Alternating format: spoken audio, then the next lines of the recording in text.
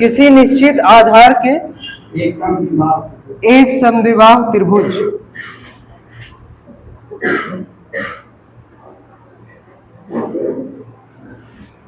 और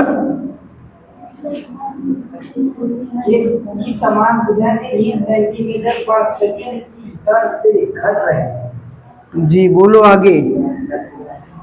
3 सेंटीमीटर पर सेकंड की दर से घट रही जो समान भुजा है ना। समान भुजाओं का लंबाई जैसे अभी मान लो परिवर्तनशील है तो ये ए मान लेते हैं और इसका आधार क्या मान लेते हैं, बी मान लेते हैं। आधार बी वो दिया भी है ना, ऐसा कुछ था ना। क्या है आगे पढ़ो। उसी समय जब त्रिभुज की समान भुजाएं आधार के बराबर है उसका क्षेत्रफल कितनी है? उसी समय क्या बोला है आगे से। उस समय जब त्रिभुज की समान भुजाएं आधार के बराबर है तब उसका क्षेत्रफल कितनी तेजी से बढ़ता है? तो यहाँ पे बोल रहा है कि जो समान बराबर भुजाएं मतलब समान भुजाएं हैं वो 3 सेंटीमीटर पर सेकंड की दर से घट रही। समान भुजा कौन सी है, ये ए बी और ए सी। इसमें परिवर्तन हो रहा है लेकिन बेस में परिवर्तन नहीं हो रहा है। तो यहाँ पे क्या बोलोगे कि जो परिवर्तनशील समान भुजाओं की लंबाई क्या है, परिवर्तनशील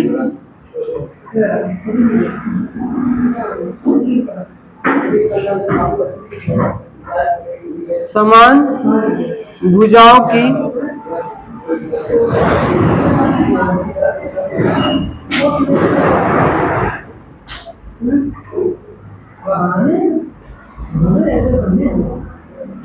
लंबाई बराबर ए।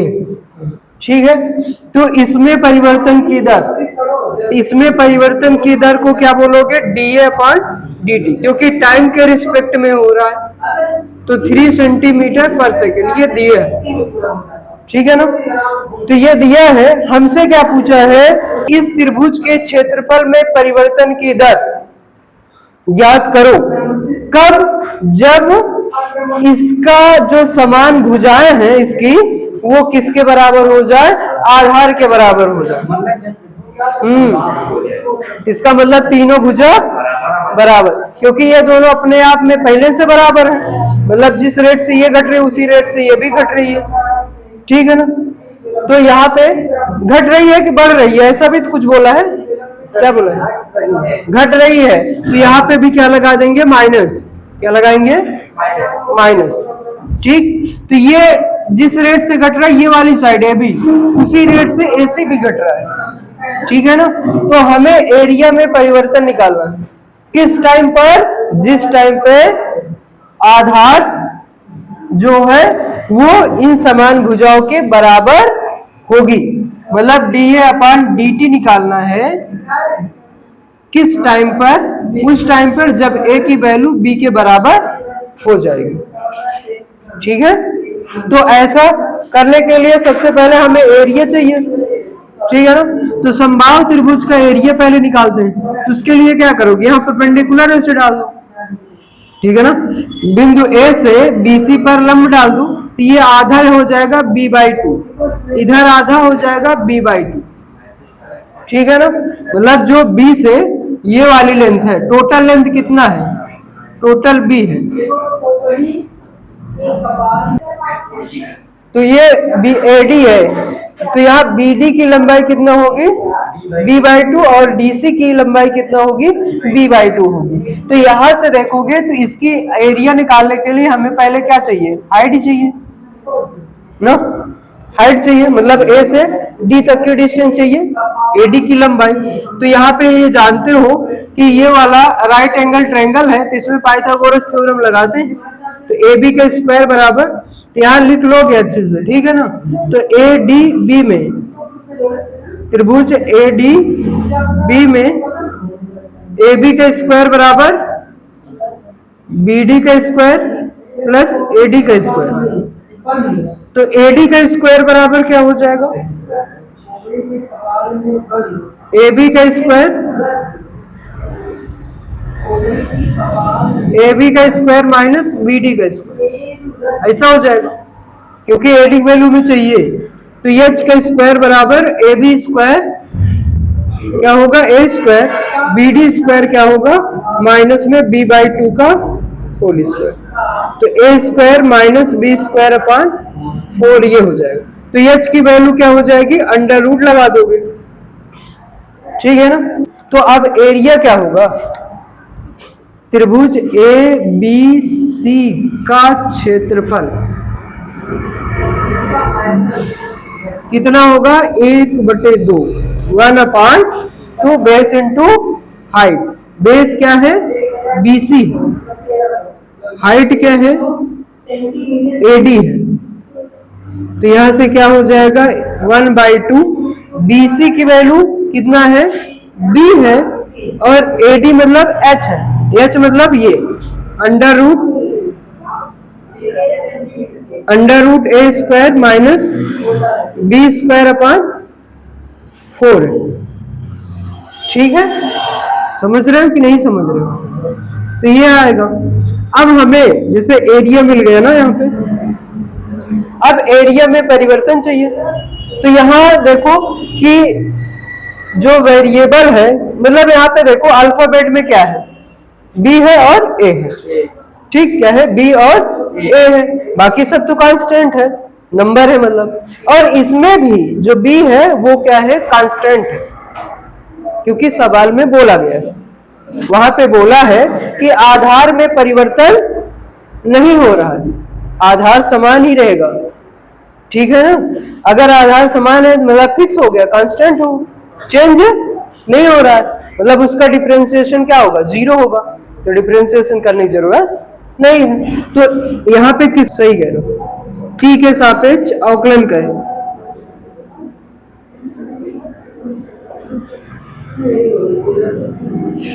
क्या मिलेगा, D A upon D T मिल जाएगा, जो किसके बराबर होगा, यहाँ पे देखो 1/2 बी या b/2, ये कांस्टेंट है, इसको बाहर लेते हैं तो बचेगा क्या, A square minus B square upon 4।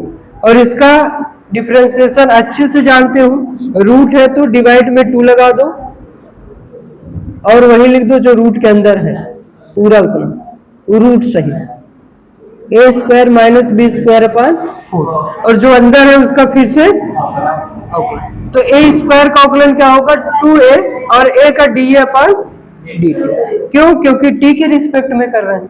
और बी का क्या हो जाएगा, ये पूरा कांस्टेंट इसका 0, तो केवल क्या आएगा, इतना आएगा। तो ये 2 से ये 2 कट जाएगा, तो बचेगा क्या, यहाँ पे देखो तो क्या हो जाएगा, D A by D T into में बी अपान, यहाँ ए बी है तो आगे यहाँ लिख लेते हैं A B upon under root 2 under root A square minus B square upon 4। तो यहाँ पे क्या है, इंटू में D A by D T, ठीक है ना। तो यहां से हमें देखो जो D A by D T value है वो दिया है -3, ठीक है। तो ए की वैल्यू उस टाइम पे, मतलब D A upon D T में परिवर्तन निकाल, मतलब ए में परिवर्तन निकालना है उस टाइम पर जिस टाइम पर ए की वैल्यू बी के बराबर हो जाए, ठीक है। तो ए की जगह क्या रख दोगे, बी रख दोगे, तो D A upon D T at A equal to B. तो यहां से ए के जगह बी रखोगे तो क्या हो जाएगा, बी स्क्वायर डिवाइड में 2 in bracket under root A square minus, यहाँ पे ए के जगह बी रख देते हैं तो बी स्क्वायर माइनस क्या हो जाएगा, बी स्क्वायर बाई 4, ठीक है। इनटू में ये दिया है -3, यूनिट लगा लोगे वो लास्ट में सेंटीमीटर स्क्वायर पर सेकेंड, सब कुछ काटने उठने पे आएगा, ठीक है। तो यहाँ पे क्या हो जाएगा, देखो 4 से यहाँ मल्टीप्लाई करो, 4b स्क्वायर में से b स्क्वायर घटाओ, √3 आएगा, b स्क्वायर है तो ये b बाहर हो जाएगा, तो क्या हो जाएगा, b स्क्वायर अपान 2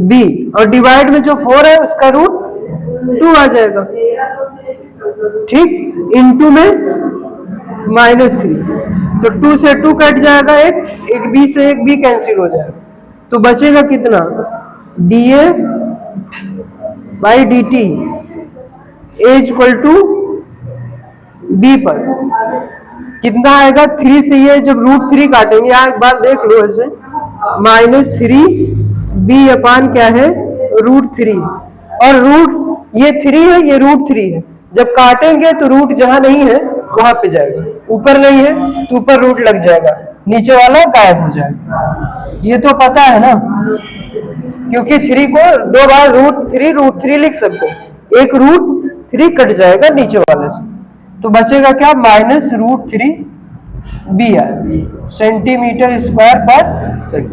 माइनस क्या बताएगा, माइनस बताएगा जो एरिया है वो घट रही है, किस दर से, √3 बी सेंटीमीटर स्क्वायर पर सेकंड। दूसरी एक्सरसाइज में पढ़ना क्या है, वर्धमान तथा ह्रासमान फलन, मतलब इंक्रीजिंग एंड डिक्रीजिंग फंक्शन पढ़ना, ठीक है ना। जैसे यहाँ पे दिया रहेगा, कोई भी फंक्शन दिया रहेगा, मान लो f बराबर कुछ भी दिया है, f मतलब fx ऐसे बोल सकते, x² + 1 ऐसा है, ठीक। अब ये पूछा जाएगा कि तुम चेक करके बताओ, क्या करना है, चेक करके बताना है कि ये जो फंक्शन है वो डिक्रीजिंग है कि इंक्रीजिंग है, ठीक है। क्या करके बताना पड़ेगा, क्या बताना पड़ेगा, डिक्रीजिंग है कि इंक्रीजिंग है, मतलब वर्धमान है या ह्रासमान, किसमें, किसी इंटरवल में दिया जाएगा, क्या, किसी इंटरवल में, मतलब जैसे एक ग्राफ ऐसे बनाते हो, ऐसे जब ग्राफ बनाओगे तो केवल इतने इंटरवल में जैसे पूछ रहा है, मान लो तो यहां से यहां तक, ठीक है, यहां से यहां तक में बताओ कि फलन जो है वो इंक्रीजिंग है कि डिक्रीजिंग, ठीक है। तो इंक्रीजिंग डिक्रीजिंग कैसे पता करेंगे, तो उसके लिए क्या करते हैं कि जब जैसे सबसे पहले जो भी फंक्शन दिया है उसको लिखोगे, फिर इंटरवल जो भी दिया रहे, जो भी इंटरवल दिया रहे, इंटरवल मतलब अंतराल, जो भी अंतराल दिया रहे उसके अंदर की 2 वैल्यू पुट करना, 2 वैल्यू उठाना है, असल में 2 वैल्यू निकालना है उसमें से, और वो 2 वैल्यू ऐसी होनी चाहिए, मतलब यहां से इसी इंटरवल के अंदर की रहनी चाहिए। मान लेते जैसे x1 है एक, और दूसरी क्या है x2, जो किसके अंदर की वैल्यू है, i के इंटरवल के अंदर, ठीक है। तो इसमें से जो x2 है वो बड़ी है किससे, x1 से, x2 की जो वैल्यू है वो बड़ी है किसके, x1 से, ठीक, किस अंतराल में, i अंतराल में। तो अगर उसी अंतराल में fx1 से बड़ा हो जाए क्या, fx2, तो हम लोग क्या बोलेंगे कि वो फंक्शन क्या है, वर्धमान, क्या है, वर्धमान, ठीक है। मतलब ये ऐसा है कि ऐसे फंक्शन जैसे मान लो ऐसे गया, ठीक।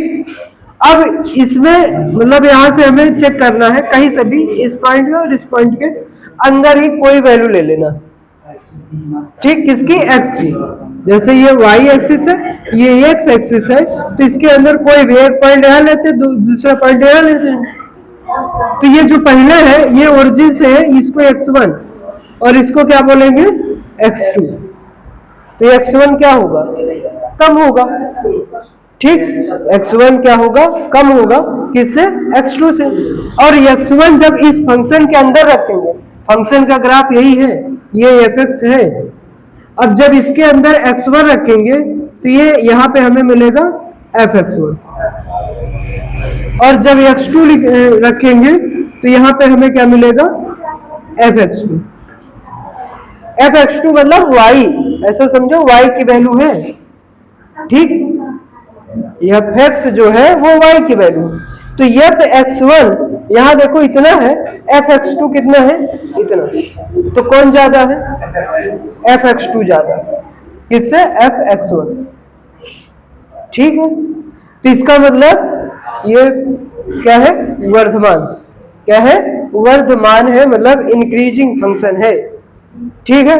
अगर यही उल्टा हो जाए, उल्टा होने का मतलब x1 छोटा हो x2 से, x1 छोटा हो x2 से, ठीक, लेकिन यहां पे fx1 बड़ा हो fx2 से, ऐसा, ये चीज यही रहेगा, मतलब ये वाला जैसा है वैसा, लेकिन यहां पे क्या हो जाए, पलट जाए। ये तो ठीक था, मतलब x1 अभी भी छोटा है x2 से, लेकिन जो फंक्शन का मान मिल रहा है वो उल्टा करके मिल रहा है, ठीक। जैसे ग्राफ ऐसे आया है मान लो, ठीक, तो ये x1 है, ये x2, तो ये fx1 क्या होगा, ये fx1 होगा, ठीक, ऐसे। और x2 ये है, तो ये fx2 क्या होगा, ये होगा। अब बताओ, ये fx1 होगा, ये fx2, ये x1 की वैल्यू रखोगे तो ये fx1 मिलेगा, और x2 की वैल्यू रखोगे तो क्या मिलेगा, fx2 मिलेगा, ठीक है। अब यहां देखो fx1 की वैल्यू, x1 रखने पे जो fx1 मिला है उसकी वैल्यू ज्यादा है कि fx2 ज्यादा है, fx1 ज्यादा, उल्टा होना। इसका मतलब ये क्या फंक्शन है, कैसा है, डिक्रीजिंग, ह्रासमान है। ऐसे समझो कि अगर इस पे कहा जाए तो चढ़ो, ऐसे ऐसे चढ़ते चले जाओ, बिल्डिंग ऊपर जा रहे हो ना, इंक्रीजिंग। अगर इस पे ऐसे आ रहे हो, बिल्डिंग से नीचे आ रहे हो, ठीक ना। जैसे वो प्राइमरी स्कूल में देखे होगे, फिसल पट्टी एक होती नहीं है, तो ऊपर जाओ सरको, अगर नीचे से चढ़ो इंक्रीजिंग, ऊपर सरको डिक्रीजिंग, ठीक, समझ रहे नहीं। तो ये फंक्शन ये दिख रहा है, लेकिन यहाँ पे ये ऐसे दिया नहीं रहेगा, ग्राफ से बता सकते हो, ग्राफ बना के भी बता सकते हो कि फंक्शन इंक्रीजिंग है कि डिक्रीजिंग है। लेकिन कुछ ऐसे फंक्शन दिए रहेंगे जो ग्राफ बनाना थोड़ा सा टफ रहेगा, ठीक, इसके लिए मेथड क्या लगाएंगे, ये वाला लगाएंगे, ठीक है, समझ रहे हो। तो ये तरीका है, और भी तरीके हैं, लेकिन पहले इससे जो सवाल बनती है वो कर लेते तो, जिससे ये समझ में तो आए अच्छे से। लोग तो पहले हमें दिया क्या रहेगा कि कोई एक फंक्शन f दिया रहेगा, ठीक, और एक इंटरवल दिया रहेगा i, ठीक है। तो i के अंदर से कोई दो वैल्यू लेना है, एक का नाम x1, दूसरे का नाम x2। इस तरह से लेना है कि x2 की वैल्यू बड़ी हो किससे, x1 से, ठीक। तो ये लेने पर x1 जब इस फंक्शन के अंदर रखेंगे हमें मिलेगा f1, या इसको बोल सकते हैं fx1, ठीक। तो वो किससे छोटा होना चाहिए, fx2 से। तो वर्धमान बोलेंगे, अगर यही सेम कंडीशन पे उल्टा हो जाए, fx2 छोटा हो जाए fx1 से, तो इसे क्या बोलेंगे, ह्रासमान बोलेंगे, ठीक है। लेकिन मान लो ये दोनों कंडीशन ही नहीं, जैसे x1 और x2 में x2 बड़ा है x1 से, लेकिन ना इसमें दोनों कंडीशन ना होने का मतलब क्या हुआ कि fx1 बराबर हो जाए किसके, fx2 के, ठीक, क्या fx1 बराबर हो जाए किसके, fx2 के।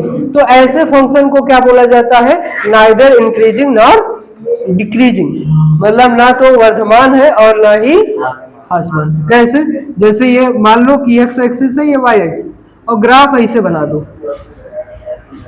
अब x का मान देखो, यहाँ है, यहाँ है, x1 है, x2, तो x1 रखने पे उतने मान y का मिला, मतलब x का मिला जितना x2 रखने पे, बराबर ही तो मिल रहा है। इसका मतलब ये ना तो वर्धमान है और ना ही ह्रासमान, ठीक, कांस्टेंट फंक्शन जिसको बोल सकते, आया समझ में। तो सवाल देखो जैसे करते हैं,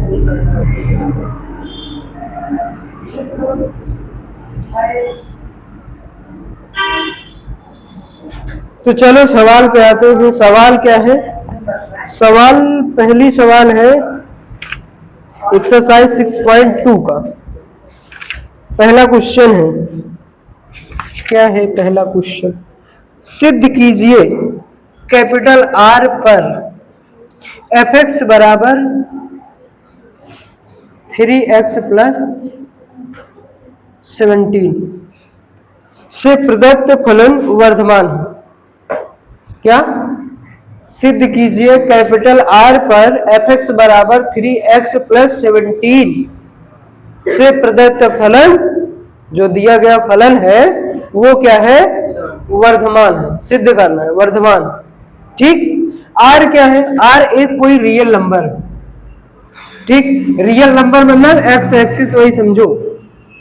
ठीक, एक्स एक्सिस पे सभी रियल नंबर्स आते हैं ना, तो इस एक्सिस पे स्थित कोई भी पॉइंट ले लो, कोई भी पॉइंट जो मन के वो ले सकते हो। तो यहां पे क्या करते हैं, दो पॉइंट लेते हैं, कोई भी दो पॉइंट। ठीक है, सबसे पहले मान लेते हैं कि x1 comma x2 belongs to capital R, मतलब x1 और x2 किसके अंदर की वैल्यू है, कैपिटल आर के अंदर की वैल्यू है। तो यहाँ पे देखो ये अगर ये एफ x1 किससे बड़ा है, मतलब यहाँ पे एफ x1 कामा x1 कामा x2 क्या x1 कामा x2 किसके अंदर बिलोंग कर रहे हैं, कैपिटल आर के। इस तरह से बिलोंग कर रहे हैं कि सच दैट, मतलब सच दैट क्या बोल सकते हो, इस तरह से इट इंप्लाइज दैट बोल सकते हो x1 is less than x2। क्या है, x1 लेस देन x2। ठीक, तो यहां पे देखो पहले ये काम, अब हमें प्रूफ क्या करना पड़ेगा, हमें अगर ये वर्धमान अगर सिद्ध करना है तो इसके लिए क्या करना पड़ेगा, इसके लिए ये करना पड़ेगा कि जो एफ x1 की वैल्यू है वो छोटी है किससे, एफ x2 से।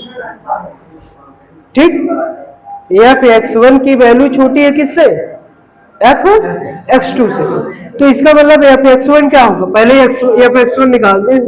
तो x1 की वैल्यू यहां रखू, x के जगह x1, मतलब x की जगह क्या रख दें, x1 रख देंगे, तो क्या मिलेगा 3x1 प्लस 17 मिलेगा ना। फिर x2 रखते हैं x के जगह पे, ये क्या हो जाएगा 3x2 प्लस 17। अब इसमें वैसे देखने से तो पता नहीं चल रहा है कि बड़ा कौन है, वैसे अगर इसकी वैल्यू ज्यादा रखोगे तो ये बड़ी आएगी, दिख तो रहा है ना, ऐसा हो सकता है। ठीक, ऐसा ही होगा। तो लेकिन ऐसे नहीं करेंगे, करेंगे कैसे कि हमें एकदम रियल में दिखना चाहिए कि ये हो रहा है सही तरीके से। ठीक, तो इसके लिए क्या करेंगे, इसी को बनाएंगे ऐसे। ठीक है, तो x1 जैसे दिया है, हमें क्या चाहिए 3x, x1 नहीं चाहिए, हमें क्या चाहिए 3x1 चाहिए। तो 3 से गुणा कर दो, 3x1, इधर भी गुणा कर दो 3x2, क्योंकि गुणा कर रहे हैं। अगर पॉजिटिव नंबर से गुणा कर रहे हैं इसमें कोई फर्क तो पड़ेगा नहीं, इनइक्वालिटी का साइन है जो ये ऐसे ही रहेगा। मतलब ऐसा बोल रहे हैं कि जैसे 2 बड़ा है किससे, 5, और 2 छोटा है किससे, 5 से। 2 छोटा है किससे, 5 से। तो यहाँ पे क्या करो, 2 से इसमें गुणा कर दो, 2 से इसमें गुणा कर दो, तो ये क्या हो जाएगा 4, ये क्या हो जाएगा 10। अभी भी क्या होगा, इस साइड वाला बड़ा होगा, इस साइड वाला छोटा होगा। 3 से इसमें गुणा किए, 3 से इसमें, तो अभी भी क्या होगा 3x2 बड़ा होगा किससे। ध्यान से समझते रहना, अगला क्वेश्चन तुम्हें लोग करेंगे। ठीक, तो यहाँ पे अब क्या चाहिए हमें, x के साथ x1 इसके साथ साथ क्या है 17। अब जितना इसमें जोड़ रहे हैं उतना इसमें भी जोड़ देंगे दूसरे साइड, मतलब इसमें 17 जोड़ रहे हैं, इधर भी 17 जोड़ देंगे ना। ठीक, इधर 17 जोड़े तो इधर भी जोड़ दिए, जैसे इधर 1 जोड़ दिए इधर भी 1 जोड़ दो, कुछ भी जोड़ दो, लेकिन दोनों साइड। तो वही चीज तो अब भी रहेगा, इधर साइड वाला बड़ा, इधर साइड वाला, राइट साइड में जो है वो बड़ा रहेगा, लेफ्ट साइड में छोटा रहेगा। इधर ऐसा।